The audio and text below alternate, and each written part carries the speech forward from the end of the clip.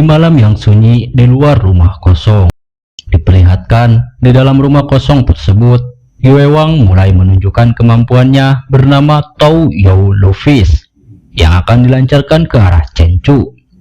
Namun Chen Chu dengan cepat menggenggam tangan Yue Wang, dan dengan mudahnya Chen Chu menghindari serangan Yue Wang tersebut. Tak berhenti di situ, Yue Wang menendang kaki Chen Chu dan melancarkan serangan keduanya yang bernama Two Horses Joined Tang dan memukul kepala Chen Chu. Chen Chu yang terkena pukulan Yue Wang mengaku bahwa Yue Wang cukup hebat. Namun Chen Chu dengan cepat memutarkan kakinya dan kembali berdiri di hadapan Yue Wang, membuat Yue Wang merasa terkejut. Chen Chu kemudian menggunakan kemampuan miliknya yang bernama Iron Mountain Slam yang begitu kuat membuat Yue Wang terpental ke udara dan membuatnya tersungkur jatuh ke tanah. Dengan luka yang dialaminya, Yue Wang bergumam bahwa ini jadi semakin menarik. Sambil bangkit perlahan, Yue Wang mengatakan bahwa dia tidak menyangka dapat bertemu dengan murid sejati Extremities Boxing Luo Tuan yang menurutnya jurus yang digunakan Chen Chu benar-benar layak untuk dipuji. Namun Chen Chu menanggapi perkataan Yue Wang dengan berkata bahwa dia sangat memalukan sekali. Sambil menggelap darah di bibirnya, Yue Wang bertanya kepada Chen Chu tentang apa maksudnya memalukan. Dengan tegas Chen Chu menjawab bahwa dia tidak menyangka akan melihat seorang preman yang bersikap arogan dengan jurus Yue Wang Peace miliknya. Dan dengan kesal, Chen Chu juga mengatakan bahwa ini sangat memalukan melihat murid Yue Wang Peace telah menempuh jalan yang salah. Mendengar perkataan Chen Chu, Yue Wang hanya tersenyum sambil melihat ke arah Chen Chu. "Memangnya apa yang kau tahu? Kau hanya siswa yang tidak tahu apa-apa. Aku baru mengerti setelah aku meninggalkan gunung," ucap Yue Wang sambil berusaha untuk bangkit. Dengan wajah yang penuh amarah, Yue Wang melancarkan serangannya kembali ke arah Chen Chu sambil berteriak, "Jika ingin maju ke depan, kau harus melakukan apapun." Terlihat serangan Yue Wang yang mengarah tepat di depan mata Chen Chu. Namun dengan cepat Chen Chu menghindar dan menendang Yue Wang dengan keras, membuatnya kembali jatuh dan terluka parah. Dengan terjatuhnya Yue Wang menandakan pertarungan sudah berakhir. Namun bagi Chen Chu pertarungan antar seni bela diri benar-benar berbahaya. Menurutnya tekanan yang dia rasakan jauh lebih besar daripada puluhan pria berotot. Dari pertarungan tersebut Chen Chu menyadari bahwa kendali atas kekuatannya masih belum kuat, yang menyebabkan kematian instan kepada musuhnya. Di tengah lamunannya, Chen Chu mendengar suara dari wanita yang disekap di belakangnya. Chen Chu pun melepaskan tali yang ikat tubuh wanita tersebut. Seketika wanita itu menangis sambil memeluk Chen Chu dan mengucapkan terima kasih karena sudah menolongnya. Sambil memegang ponsel di tangannya, Chen Chu menyuruh wanita tersebut untuk jangan menangis lagi dan segera menghubungi polisi. Namun Chen Chu berpesan agar dia tidak memberitahu polisi tentang apa yang dilihatnya dan berpura-pura tidak mengingat wajah Chen Chu. Wanita itu pun mengiyakan apa yang dikatakan oleh Chen Chu. 10 menit kemudian, terlihatlah rombongan polisi yang sedang bersiap masuk ke rumah tempat wanita tadi diculik. Dengan hati-hati, beberapa polisi yang masuk ke dalam rumah tersebut mengatakan jangan bergerak dan angkat tangan kalian ke atas. Namun salah satu anggota polisi itu terpelongo dan bertanya-tanya melihat hanya ada wanita yang berdiri dan 3 orang pria yang sudah tergeletak dengan luka yang sangat parah. Scene pun berganti. Seorang polisi wanita bagian badan keamanan yang bernama Guan Qing yang akan memberikan berkas berupa informasi kepada wakil ketua. Sambil berjalan ke arah wakil ketua, Guan Qing mengatakan bahwa anggotanya melihat jejak kaki yang jelas di pintu yang rusak. Berdasarkan pengamatan yang dilakukan, ada seseorang yang menendang pintu itu dengan kekuatan yang sangat besar, setidaknya kekuatannya 1000 kg. Sambil memperlihatkan foto para penculik, Guan Qing mengatakan bahwa di antara mereka bertiga, 2 orang tewas dan 1 mengalami geger otak yang parah. Dan dari informasi si korban, yang melakukannya pria yang memakai penutup kepala. Sambil melihat informasi tersebut, wakil kepala bertanya-tanya, bagaimana mungkin ini bisa terjadi? Menurutnya, kekuatan terbesar Raja Tinju saja sebesar 800 kg pada sebuah mesin. Dalam kehidupan nyata, belum pernah ada yang mencapai kekuatan sebesar ini. Wan Qin pun sependapat dengan wakil kepala, bahwa memang benar kekuatan orang ini tidak manusiawi, meskipun hal-hal aneh telah terjadi akhir-akhir ini. Terlihat kilatan petir di malam hari yang menyelimuti bangunan-bangunan tinggi. Melihat fenomena tersebut, wakil kepala dan Wan Qin menyimpulkan bahwa badai akan segera datang. Di sisi lain, dalam mobilnya Chen Chu melihat sebuah perahu kecil yang terparkir di pesisir pantai. Terlihatlah 3 orang pria yang keluar dari perahu tersebut. Pria berambut ungu bertanya kepada bosnya, kenapa bosnya rela menghabiskan uang 1 juta untuk seorang wanita bald tiger? Bukankah itu sedikit boros? Pria berbadan kekar juga membenarkan perkataan pria berambut ungu itu. Menurutnya butuh waktu lama untuk menggali kapal-kapal yang tenggelam. Namun dengan wajah serius bosnya menjawab bahwa bawahannya itu bodoh karena tidak mengetahui siapa wanita itu, dan uang tidak akan menjadi masalah jika kita memiliki dia.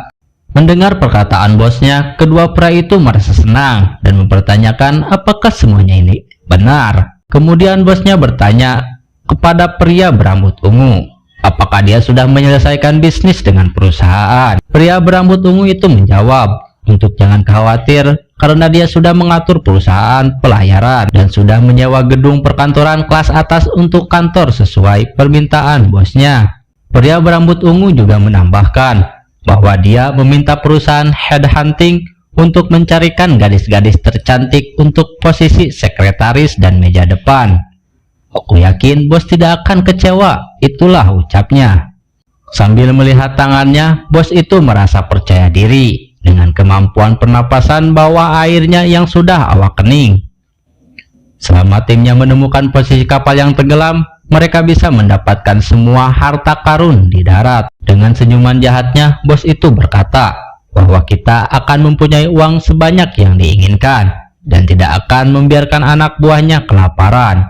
Namun di tengah-tengah obrolan mereka dikagetkan dengan sebuah bayangan yang melesat cepat di arah belakang mereka. Dengan raut wajah yang waspada, bos itu berteriak ke arah bayangan tadi dengan bertanya, siapa di sana? Ternyata itu adalah Chen Chu. Dengan santainya, Chen Chu berkata bahwa dia sudah melihat banyak orang mesum, tapi kalian benar-benar spesial. Mendengar perkataan Chen Chu tersebut, bos itu merasa marah dan bersiap menyerang Chen Chu sambil berkata, kau cukup percaya diri rupanya. Tapi orang sepertimu biasanya tak akan hidup lama. Alih-alih kabur, Chen Chu bersiap dengan kuda-kudanya dan bersiap menendang bos tersebut. Dan bam! Tendangan yang begitu dahsyat sampai menimbulkan sebuah ledakan dan mengakibatkan bos itu terpental ke udara. Tak sampai di situ, Chen Chu kemudian memukul bos yang sedang melayang di udara tersebut dan menendangnya ke bawah tanah dengan keras. Melihat kejadian itu, kedua anak buah bos itu merasa tidak percaya. Karena bagi mereka mustahil sebab bosnya sudah jadi lebih kuat dan cepat semenjak mendapatkan kekuatannya, dan mereka merasa takut dan berniat untuk kabur. Namun dengan cepat Chen Chu membuat mereka pingsan. Sambil menahan rasa sakitnya, bos itu bertanya kepada Chen Chu apa yang akan dilakukannya. Alih-alih menjawab, Chen Chu mengaktifkan kekuatan mind control miliknya yang diarahkan ke bos tersebut. Tanyakan siapa namanya dan apa yang mereka lakukan di sini. Bos yang terkena mind control Chen Chu dengan sukarela menjawab semua yang ditanyakan Chen Chu, bahwa dirinya bernama Chang Shou yang memiliki kapal dan menyelundupkannya untuk mencari nafkah. Dan Chang Shou juga berkata bahwa sebulan yang lalu dia mendapatkan kekuatan super untuk bernapas di dalam air. Chang Shou juga menjelaskan bahwa dia menyerbu kapal-kapal karam di kedalaman dan menukar harta apapun yang didapatnya dengan uang kepada orang-orang kaya.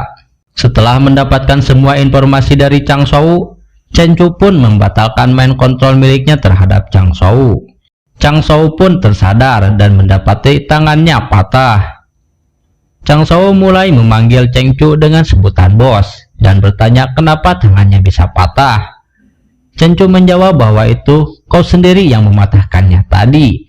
Melihat mind controlnya bekerja dengan sempurna, Cheng Chu menyimpulkan bahwa mind controlnya juga bisa mempengaruhi penilaian. Setelah itu Cheng Chu menyuruh Chang Shou untuk beristirahat. Dalam hatinya, Cheng Chu berpikir bahwa ini akan sangat bagus untuk memperalat Chang Shou untuk mendapatkan uang dan meningkatkan level kadalnya. Cheng Chu juga mencoba menggunakan mind controlnya pada anak buah Chang Shou. Menurutnya ini sangat efektif terhadap orang yang lebih lemah. Kemudian Cheng Chu dibawa oleh Chang Shou ke dalam kapal miliknya. Melihat Cheng Chu yang asing bagi pria berkacamata, lantas pria itu bertanya kepada bosnya siapa dia. Dengan wajah marah, Chang Shou menjawab dan menegaskan bahwa dia adalah bosnya dan kau harus menghormatinya. Mendengar hal itu, pria kacamata gemetar dan berkata, "Oh, big boss ya." Lalu Chang Shou dengan cepat menyuruh pria kacamata untuk menyiapkan kontrak pemindahan kapal atas nama milik Cheng Chu. Terlihatlah sebuah kertas perjanjian yang menandakan kontraknya sudah siap. Setelah kontrak disetujui, Cheng Chu menyuruh si mata empat untuk menunggu Cheng Chu besok di kantor. Dan untuk Chang Shou, Cheng Chu menyuruhnya ke rumah sakit bersamanya. Keesokan harinya, terlihatlah kadal milik Cheng Chu yang terlihat sangat kekenyangan sambil tiduran di bawah permukaan laut. Di sisi lain terlihat Cheng Chu sedang berlatih di gym.